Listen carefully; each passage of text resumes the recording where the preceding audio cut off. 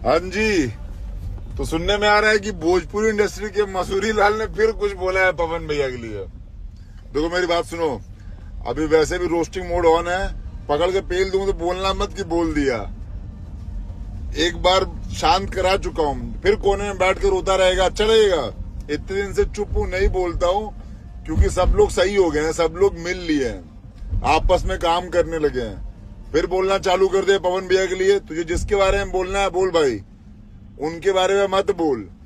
जिस यूट्यूबर ने, जिस भी क्रिएटर ने, जिस इंसान ने भी तुम्हारे बारे में गलत बोला है भाई, तुम उनको बोलो अपने लाइफ में आकर के।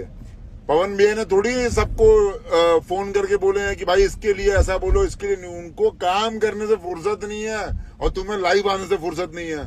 फिर बता रहा हूं मैं, अभी गलत हो जाएगा भाई। डोंट पोक मी।